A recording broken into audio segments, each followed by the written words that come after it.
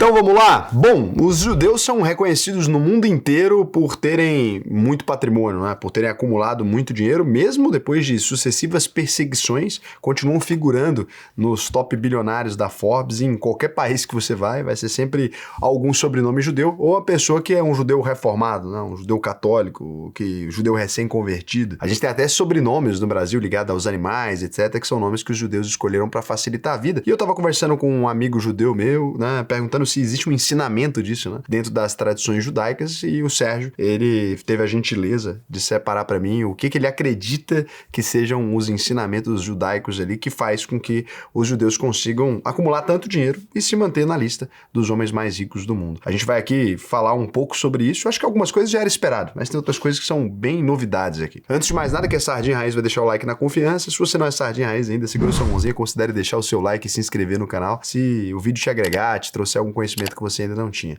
Queria só dizer para vocês que aqui eu não tô focando nos ensinamentos religiosos e nem dizendo que os judeus estão certos ou estão errados em algum tipo de religião. Eu sei que o Brasil é um país predominantemente cristão e eu tenho muito respeito pelas religiões de modo geral. Eu já fiz um vídeo bem semelhante, inclusive, com os ensinamentos sobre dinheiro que estão na Bíblia. Esse vídeo, por um acaso, não agradou a maior parte das pessoas que viram o vídeo ali, porque ele tem a ver com a visão religiosa, né, do dinheiro, e que nem sempre foi do jeito que a gente entende hoje. Então eu peguei alguns ensinamentos históricos. Eu vou deixar o vídeo aqui, mesmo sabendo que as pessoas não gostam muito dele. E vou conversar aqui sobre esses ensinamentos. A primeira questão que ele me disse que é fundamental é que a educação, acima de tudo, é uma valorização constante dos judeus. Então, a leitura, a discussão intelectual, esse debate, por exemplo, ele faz parte da cultura. As conversas, né, com argumentos e tudo, e um incentivo às profissões de alto retorno. Então,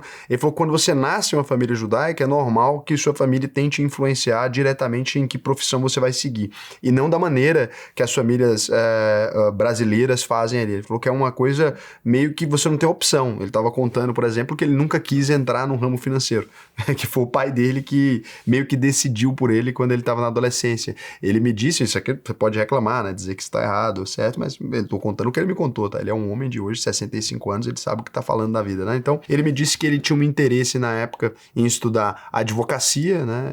Ele era mais ligado às artes ali, então ele era meio perdido nesse sentido, e o pai dele disse para ele que ele deveria entrar na área de economia e depois entrar numa empresa do tio dele e ficar lá como estagiário. Ele disse que debateu durante um tempo, mas o pai dele colocou um limite claro, né, de que se ele fizesse qualquer outro curso que não fosse o que ele estava orientando, ele não tinha mais casa para morar. Foi basicamente esse o ensinamento ali. Eu imagino que aqui vai ter um monte de comentários dizendo que isso não funciona e outras coisas do tipo, mas eu pedi para alguém que tem um exemplo real de vida, e essa pessoa me disse que ela se sente feliz de ter escutado o conselho do pai, porque hoje em dia ele pinta as telas dele e vende as telas muito mais como um hobby, que ele entende que aquilo proporcionou uma qualidade de vida muito melhor para a família dele do que se ele tivesse tomado as decisões do jeito que ele quis, né? E ele disse que não acredita que seria um grande advogado também, porque ele é muito mais ligado, ele é mais introspectivo e ligado aos cálculos e aos números, né? Então ele acredita que o pai dele enxergou isso antes e guiou ele para o lugar certo. Segundo ponto é uma cultura de longo prazo. Ele estava me explicando que os judeus enxergam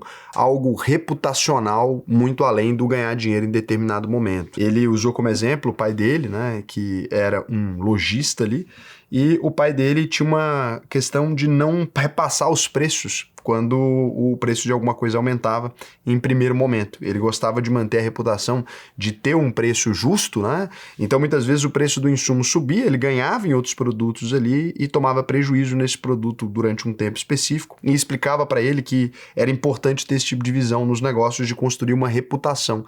Então, num período de crise, alguma coisa, né? Quando você fornece crédito, quando você permite que a pessoa pegue alguma coisa para pagar depois e tal, essa pessoa costuma ficar mais leal. Ele me disse que ele aprendeu bastante sobre isso, e disso aqui vem esse foco de acumular riqueza ao longo das gerações, né? De pensar no patrimônio, menos consumo e mais reinvestimento. Ele me disse, por exemplo, que o pai dele, já com 80 e poucos anos, comprou um monte de lotes ali numa região afastada, e que hoje em dia essa região afastada, né, acabou integrando uma parte importante de São Paulo, e ele ganhou muito dinheiro com isso. Ele disse que ganhou mais dinheiro com isso do que com o próprio trabalho dele. Então, o patrimônio dele, né, e dos irmãos veio de uma decisão do pai, quando o pai já tinha 80 e poucos anos, e que o pai pediu para não ser vendido, e esse fato deles não terem vendido naquele período, só quando ele já estava bem mais velho, que começou a incorporar prédio nessa região, fez eles ganharem bastante dinheiro. Eu achei muito impressionante, né, porque ele tem o mesmo pensamento também. Inclusive, ele é meu cliente, ele já estava pensando ali em investimentos que ele fez agora, que ele não gostaria de ver o retorno desse dinheiro ainda em vida, né? Ele me falou como é que a gente pode colocar esses investimentos em um ativo de longo prazo que não sejam resgatáveis, né? Então ele tem uma preocupação muito grande ao ponto dele colocar Tesouro Renda a Mais para mais de 2060. Considerando a idade dele, é improvável que... Eu não diria que é improvável, ele é saudável, mas não é impossível, é improvável. Provável que ele vá ver esse retorno, mas ele tinha uma preocupação que os filhos dele conservassem esse patrimônio. Fez diversos investimentos aqui também na região de Goiás e tal. É um homem que tem uma mentalidade sempre de construção em longo prazo e muito menos curto prazista. Eu acho que na calma com o que ele fala e com o que ele explica sobre patrimônio, dinheiro e acumulação, me parece que isso vem realmente de gerações e gerações de pessoas fazendo escolhas de longo prazo e nunca de curto prazo, né? Desde que eu trabalho com ele, ele nunca sacou nenhum centavo do dinheiro que ele fez dos investimentos aqui, continuou reinvestindo sempre e leva um estilo de vida muito mais humilde até que o meu, por exemplo, que tem um patrimônio muito menor que ele, assim. E olha que eu não sou perdulário, né? Eu sou uma pessoa que eu já não gasto muito. Ele gasta menos ainda. Gasta com coisas que interessam, sim. Faz uma viagem no Natal sempre, né? Pra Israel com a família toda e tal. Tem algumas coisas específicas ali da cultura dele que ele opta por manter, né? O bar mitzvah dos netos ali, uma coisa que recebeu determinado investimento. Quando um menino judeu faz determinada idade, ele tem uma festa para se tornar adulto, né? Se tornar homem. Então, isso é uma coisa específica.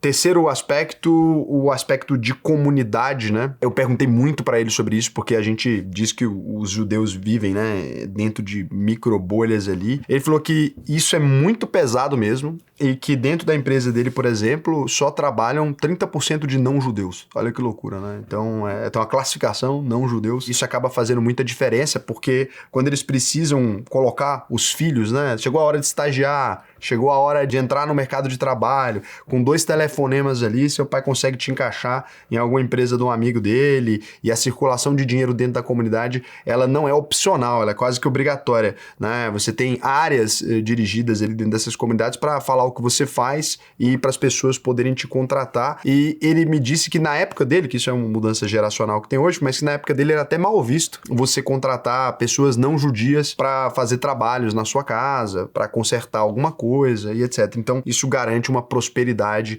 maior para aquela comunidade, né? Eu acho que os evangélicos no Brasil, né, os pentecostais, eles já têm essa cultura um pouco mais também, né? Estão começando a ter essa cultura de contratar mais evangélicos, de fazer programa de oração dentro das empresas. Eu acho que isso começou a acontecer mais, e essas comunidades acabam se tornando mais prósperas mesmo. Você pega uma pessoa antes dela se converter, né? Não sei se vocês já viram esse fenômeno ali, mas tem uma pessoa que está desempregada, dela se converte, arruma um emprego rapidinho, né? Já começa ali a conseguir alguns contatos profissionais, a mulher faz um curso de manicure dentro da igreja, negócio impressionante que acaba fortalecendo. Quando a gente age em torno de uma comunidade, né? Eu falo isso pro pessoal da UVP, quando a gente age em torno de uma comunidade, a gente acaba beneficiando todo mundo que está perto da gente. Lá na UVP, a gente tem uma área da comunidade dedicada somente a network ali, que é onde a galera fala o que faz, e os outros membros, né? Como a gente tem uma comunidade de mais de 50 mil pessoas, os outros membros também podem contratar essas pessoas. A gente percebe que muita gente fecha muitos contratos ali. A gente tem advogados, por exemplo, que hoje em dia só atendem pessoas da comunidade, que eles conheceram ali dentro, né? Pegaram empresas e começaram a cuidar. Isso é muito importante de fato, né? Fazer parte de grupos positivos é muito bom. Da mesma forma que fazer parte de grupos que o pessoal te leva para problema te danifica, né? Fazer parte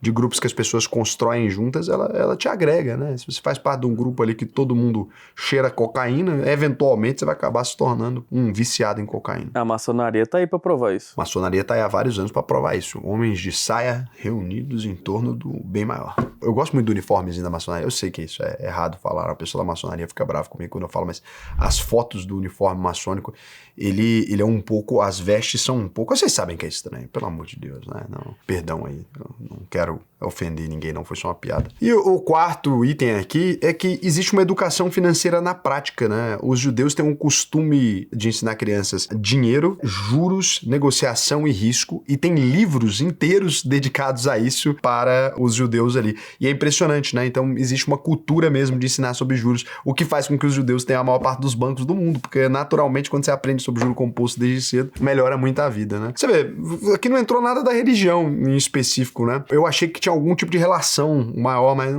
não é muito religioso, nem biológico, né? Muito mais uma coisa de ensinamento mesmo. E o quinto item que ele me falou, que faz toda a diferença para os judeus serem tão fortes no sistema financeiro, é que o histórico de perseguição dos judeus gerou um processo adaptativo. Então o que acontece? Como eles não podiam depender de uma terra específica, né? Eles começaram a desenvolver uma mobilidade econômica. Quando você pode depender da sua terra, quando você nunca foi expulso do seu lugar, você confia que a terra é o ativo mais importante de todos. É aquele ativo onde eu tenho que dedicar. No Brasil é assim, não é? A gente diz que ter uma terra é importante e você vai ver famílias que gerações e gerações transferiram essa terra. Agora, quando você imagina os judeus que eles foram expulsos de vários lugares, passaram a vida peregrinando, o povo judeu, não um judeu específico, estou falando que o povo judeu foi muito perseguido, você vai perceber que eles não confiam no solo, né? Eles não confiam na garantia das paredes. Então, eles desenvolveram uma mobilidade econômica e daí eles focam em negócios, tentam diversificar em mais países, não confiam em um país só. Loucura isso, né? Eles têm interesse genuíno em transformar parte do patrimônio em liquidez e deixar em bancos que historicamente foram protetivos para judeus, então paraísos fiscais como Suíça, etc. Isso é muito mais comum. E olha que doideira. O Sérgio estava me falando que mesmo famílias com um patrimônio pequeno, muitas vezes, tem um patrimônio de 200, 300 mil reais, essas famílias costumam diversificar internacionalmente desde quando abriria conta por correspondência, você já tinha judeus com contas em mais de um país. Olha que loucura, né? Por quê? Porque é um trauma da guerra muito grande. Então, isso fez muita diferença. O sexto foi a forte presença em negócio de finanças por causa disso, né? Então, eles foram empurrados para essa área como comércio, crédito, porque eles eram proibidos de ter outras profissões na Europa medieval. Isso criou uma tradição de negociação, gestão de risco, intermediação financeira ou intermediação de negócios. O sétimo item, que faz todo o sentido, né? E que fecha tudo isso, é a valorização da família e da continuidade. Ele falou que como você é ensinado desde sempre que o seu objetivo de vida é chegar na próxima geração, e chegar na próxima geração para um judeu é literalmente o seu poder de influência, a casa que você construiu, o patrimônio que você deixou, aquilo atingir outra geração, uma estrutura familiar forte, numa árvore genealógica onde você conhece o nome dos seus bisavôs e etc. Isso provoca em você um interesse genuíno de entrar como uma pessoa importante dentro dessa estrutura. Olha que loucura, né? O fato de você dizer para uma criança que ela tem um legado a deixar, né? E conhecer o legado dos antepassados, isso faz com que aquela pessoa olhe para aquele gráfico ali, para aquela história e pense, ok, eu faço parte de uma linha aqui que eu não quero piorar, né? Eu não quero ser o cara que foi amaldiçoado de certa forma, porque ele me disse que tanto pro bem quanto pro mal,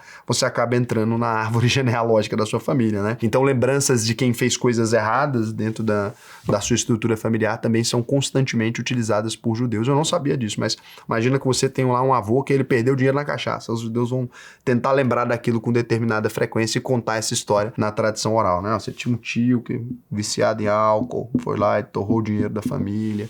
E isso faz com que você não queira entrar na família como essa pessoa. Você sabe que você não vai ser esquecido. O fato de você saber que você não vai ser esquecido faz você andar mais na linha. Loucura, né? Eu acho que faz todo sentido. Quando você sabe que você vai entrar para a história de alguma maneira, pelo menos de um grupo familiar importante, você normalmente se comporta melhor. E aí ele disse que no Brasil, por exemplo, a gente começa do zero a cada nova geração, né? Eles começam sempre com 3 níveis, 4 níveis anteriores ali e um lembrete disso. Bom, pensando nisso aqui, eu acho que a gente está no caminho certo dentro da UVP, né? O que a gente fala sobre legado, a gente fala sobre as tradições familiares, a gente estuda sobre como construir patrimônio, sobre como construir reputação. Então, nisso e uma comunidade forte, eu acho que a gente está num bom caminho. Eu quis trazer para vocês uma das minhas principais inspirações. O Sérgio é meu amigo há muitos anos, então, desde quando eu era adolescente, ele me aconselha e serviu muito bem sempre, né, com bons conselhos. Não dá para aceitar todos, né, Sérgio? Ele reclama muito sobre o fato de eu não ter filhos, então nem todos a gente conseguiu aceitar ainda. Vou fazer meus meninos para ele ficar feliz. Eu acho que é muito bacana, eu fico muito feliz de poder estar guiando vocês para o caminho certo. Se você quiser, né, aprender o conhecimento técnico necessário para você criar cultura, criar tradição, para você ter um network legal, para você ganhar mais dinheiro e para você também possibilitar que outras pessoas ganhem mais dinheiro, fazer parte de uma comunidade. O que eu vou te recomendar é que você acesse a UVP, preenche o nosso questionário. A gente não é só uma escola, né? Eu falo isso para vocês sempre, mas algumas pessoas não conseguem entender muito bem. Raul, se a UVP não é só uma escola, o que ela é? Bom, a UVP é um wealth, lugar para você mandar seu dinheiro para fora, que é isso que eu estava falando. A UVP é um lugar para você encontrar bons amigos, para você desabafar no confessionário quando você faz alguma burrice e precisa de um conselho. Se você precisa de um conselho, tem um programa de conselheiros específico, né? Onde você pode encontrar pessoas para te aconselhar em alguma área da vida que você precisa. Então, a gente tenta cumprir todos esses critérios e você pode ainda, no fim das contas, vir aqui no Encontre Bons Profissionais e oferecer, né? Quando você está precisando, de alguma coisa, de algum tipo de profissional, ou quando você quer oferecer seus serviços para alguém, o pessoal sempre tem discussões aqui sobre absolutamente tudo, desde locação de motocicleta a engenheiro civil com experiência em aeroportos. Então, a gente tem de tudo aqui. Esse foi as postagens de hoje, né, basicamente aqui. Essa daqui tá dando algumas discussões, na verdade ela é mais antiga, mas aqui você tem sempre postagens de hoje aqui. Então, é muito bacana, entra lá que vai ser um prazer para mim receber você dentro da nossa comunidade. Lembrando, né, Raul, entrei na UVP, né, me tornei membro da comunidade da UVP e não gostei, né? A gente devolve 100% do seu dinheiro, depois que você concluir o curso e tal, não tem problema nenhum. Deixa eu verificar agora se vocês fizeram alguma pergunta. Luciana Castro, que vídeo foda? Respondeu dúvidas e curiosidades minhas. Para editar o relatório, foi contratada uma fauna em vez de piratas? Eu não entendi a piada, mas imagino que tem alguma coisa a ver com animais. Pergunta, você pode pensar em fazer em vídeo sobre o início da carreira no mercado financeiro? Como e quando, por quê, que dicas? Obrigado, Raul, te acompanhar um tempo. Então, quando você se matricula na UVP, quando você conclui o treinamento, a gente abre um novo treinamento para você chamado UVP Pro. O UVP Pro é um treinamento para você se certificar profissionalmente se você quiser trabalhar no mercado financeiro. E o detalhe, se você ficar entre os melhores alunos do UVP Pro, naturalmente, né, a gente já tem interesse em te contratar aqui na empresa. Já contratamos alguns alunos do UVP Pro, da turma 1. A gente já está atualizando, né? Em abril agora lança o novo treinamento e a gente pretende contratar até 20% dessa primeira turma, né? É claro, seguindo os critérios objetivos ali. A gente precisa que as pessoas desempenhem bem, mas nossa meta é essa, porque a gente espera isso, né? Então a gente criou a UVP Pro para contratar pessoas. É o melhor caminho que eu conheço hoje no Brasil para entrar no mercado financeiro. Raul, mas tem empresas que têm um processo semelhante, né? Que tem ali também o próprio treinamento e também contrato. E tem empresas que inclusive contratam todo mundo que faz o treinamento. É verdade, existem essas empresas, mas contrata com salário de fome, né? Aqui na UVP a gente tem consultores aí muito melhor pagos do que o mercado. Obviamente temos os melhores profissionais, a gente tem o direito de preferência, porque todo mundo manda currículo pra gente primeiro, até porque a gente é top 1 do ranking do BTG Pactual, que é considerado o melhor lugar de gestão de patrimônio do país. Então, mas fulano de tal entrou no mercado financeiro na assessoria. Pois é, assessoria beira de esquina, você arruma emprego tranquilo mesmo, porque não é emprego, né? Os caras estão te dando ali o direito de atender clientes e de entubar eles na carteira. Então, é jogo diferente. Beijo!